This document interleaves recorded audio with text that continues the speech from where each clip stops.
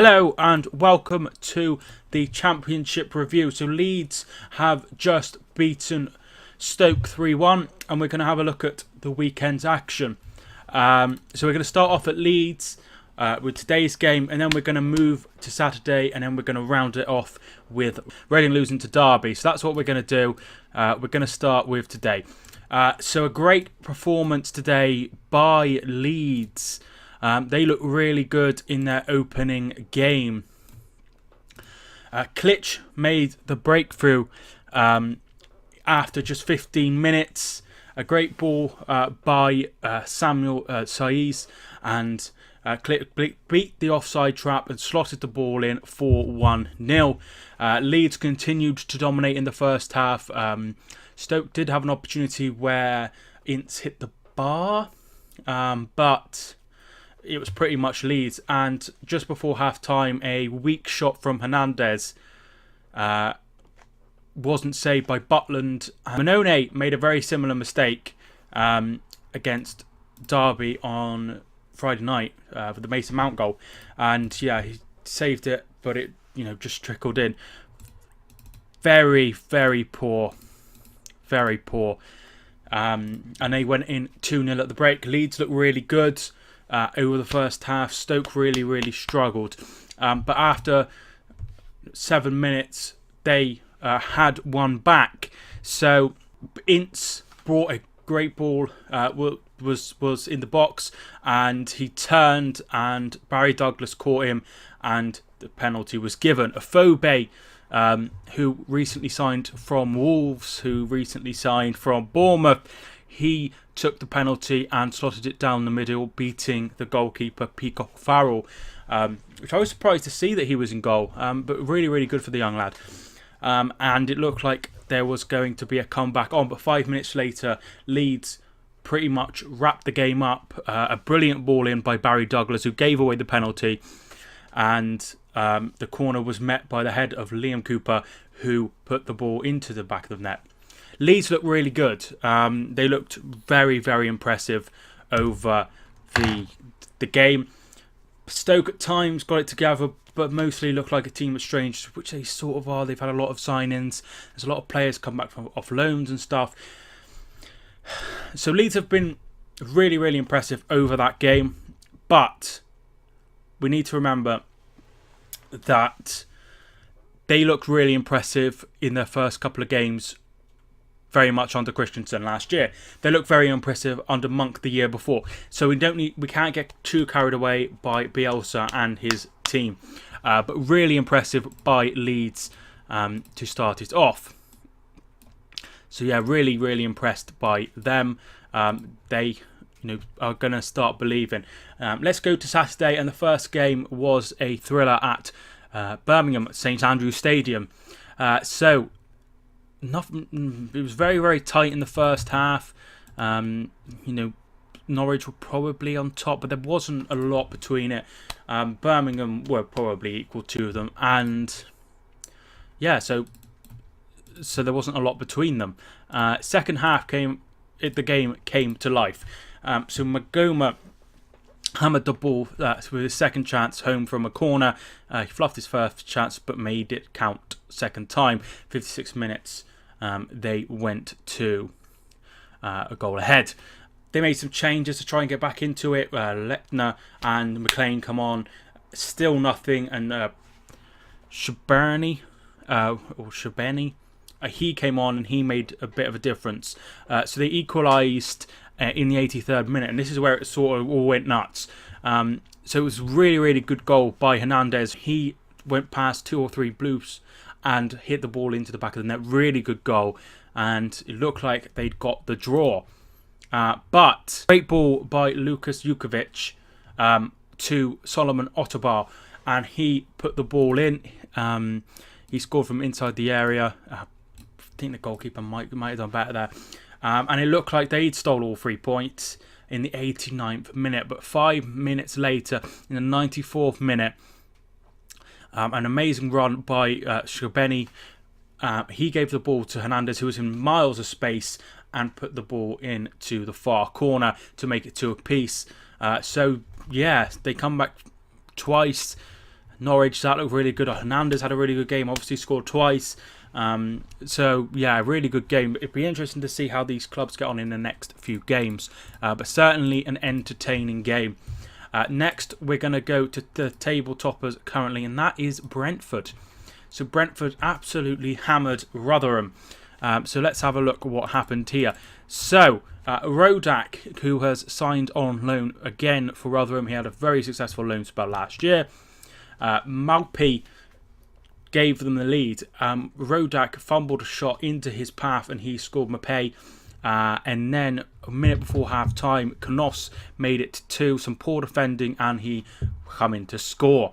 4 minutes after the break, Ollie Watkins scored a great finish. He went in and he just inside the area and he hammered the ball into the roof of the net. Brilliant finish by Watkins. 4-0. Rodak was at it again, fumble into Maupay once again, and another bad mistake. 5-0 in the 89th minute, a goal from outside the area by McLean, and 5-1, Vokes getting one from just outside the area to make the scoreline a little more respectable. Rotherham get absolutely hammered, and that is really, really concerning. People have tipped them to go down. They've improved, but they haven't improved much. They haven't made many signings. I don't think they're anywhere near strong enough to stay in the league, and that showed. That really did show.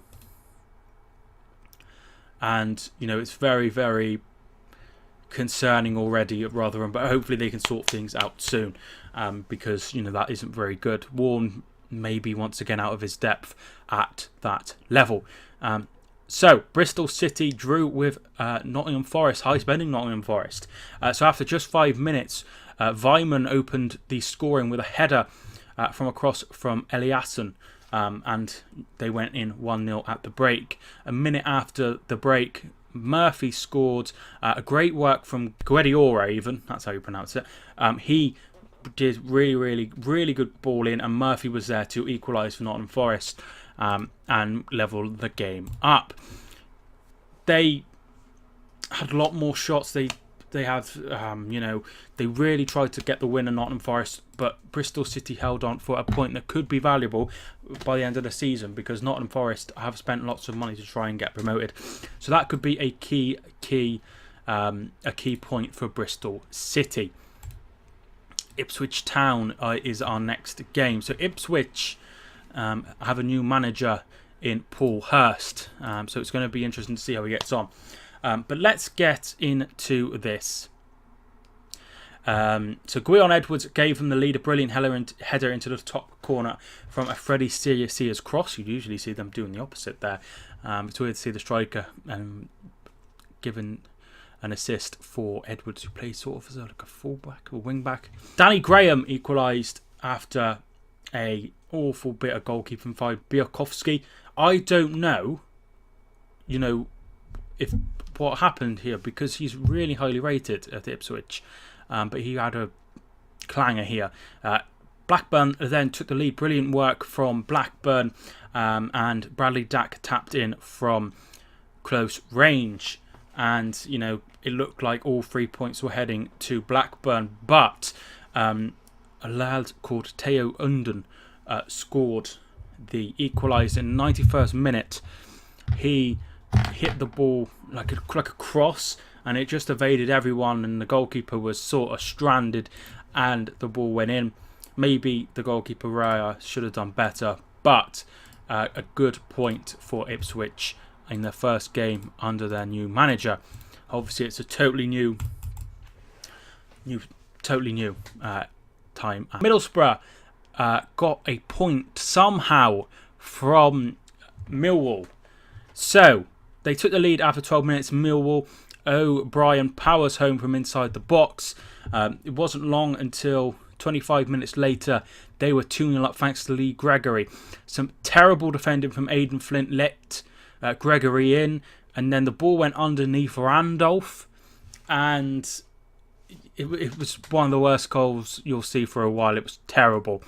I don't think it's as bad as the one that Grimsby conceded, but it's terrible for this standard of football. It was just awful. They looked awful, and they played crap. And it could have been more for Millwall. But in the 87th minute, things changed. So Tavernier got a cross in, and Braithwaite scored from close range, and it went to 2-1. That was in the 87th minute. And in the 97th minute, a throw in for Middlesbrough comes to the outside of the box, and Wing sort of shoots, and Friend gets a touch on it, and it goes in. So Middlesbrough steal a draw, which is really, really, really impressive after being 2-0 behind for so late. So that was a really good point after we're all being said. Preston got off to a winning start. They played at Deepdale against QPR, and it was Brown who got the winning goal. The only goal of the game from a Harrop free kick, and Brown was in there to head it in. First game with QPR for Steve McLaren. They didn't really impress. The game was pretty much dominated by Preston. I mean, they bossed the game, but they just couldn't make it count. They couldn't get 2-3. But it probably wouldn't have been harsh if the scoreline would have been more. But a good winning start for Preston as they search to try and break into those playoffs after being so close last year. Bolton had a marvellous win on their opening day against West Brom. So I remember that a couple of seasons ago, Burnley had a terrible away record and only won once. And they went to Chelsea and won away. And Bolton had a terrible record last season away. I think they lost their last away win was in December, and then they stayed up with a very, very late goal thanks to Wilbraham, and they then released him. But they've gone to a side that's just been relegated, who spent a bit of money, and they have got the win. So Josh McGuinness, the player that they sort of broke the bank for. They've not spent money in 3 years, but they did on McGuinness, and a great cross from Sammy Amiobi put the ball in, and there was McGuinness to score his first goal of the season. 1-1 it was just before the break. Harvey Barnes with a tremendous goal from outside the box into the corner. There was absolutely nothing the goalkeeper Arnwick could have done about it. Absolutely nothing. It was a tremendous, tremendous goal. And both teams pushed. West Brom probably were on top and, had most of the possession as you'd expect.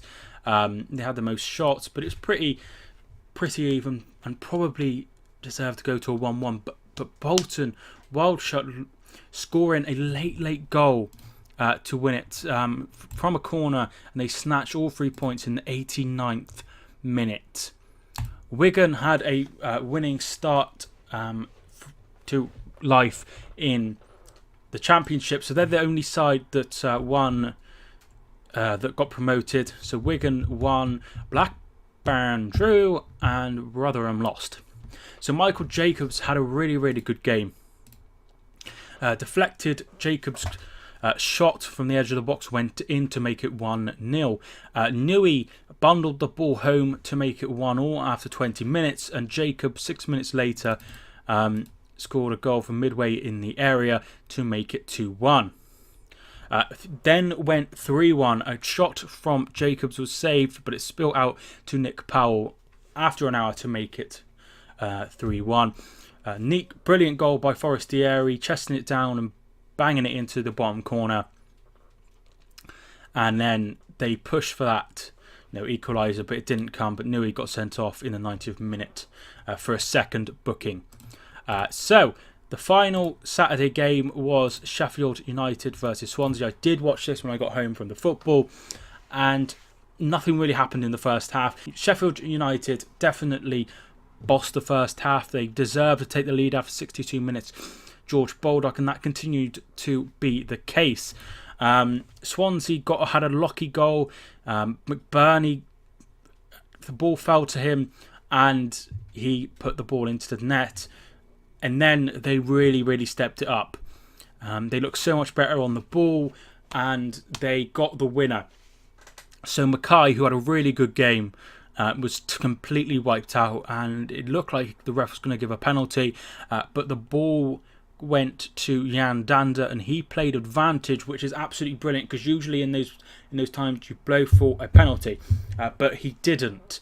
He played advantage, and the advantage paid off. Jan Danda scoring with his first touch in senior football for Swansea, and that gave them all 3 points from close range. Really good win for Graham Potter's side. Winning your first game away at a place like Bramall Lane is really good. And finally, Derby versus Reading. So the first half was absolutely drab. It was really poor. Derby were awful. They couldn't pass to each other. Reading probably deserved to be in front, but second half, Bodvarsson gave Reading the lead. A brilliant ball in by Mo Barrow, and the ball came in, and there was Bodvarsson to score. And that wasn't really in the script. It was expected that Derby would win comfortable. Mount had a shot, and Manone, really bad mistake here. Very similar to Jack Butland on Sunday. And you can't do that in the Championship, and it will cost you. And eventually the pressure shone, and they got the winner. So they were knocking on the door for a while, and in the 94th minute, Bennett with a beautiful cross in, and there was Tom Lawrence with a brilliant header. He was really far out, but it went past Manone, and he'd made a couple of good saves after that mistake, to be fair to him. But the 94th winner came, and Derby won the game. So a win for Frank Lampard's Derby County in their first game. So there's one game tomorrow, Aston Villa versus Hull. On Tuesday, Middlesbrough face Sheffield United, and Nottingham Forest are at home to West Brom. So both of those games are on the telly. So top of the league, we have Brentford with a +4 goal difference, and then Leeds United are second at the moment. Wigan, Bolton, Derby, Swansea make up the playoffs. QPR, Stoke and Rotherham are the bottom three. So some really good wins. Brentford starting life off brilliantly. A great win for Leeds. Derby getting that late winner. So a really good first round in the Championship. May cover the games on Tuesday and Monday, but we will wait and see. But a really good start to life in the Sky Bet Championship. I hope you enjoyed this roundup in the review. If you did, please give it a like. That really helps the channel out in a massive way. But thanks so much for watching this video. I hope you enjoyed it. My name's Mike, and I will see you soon.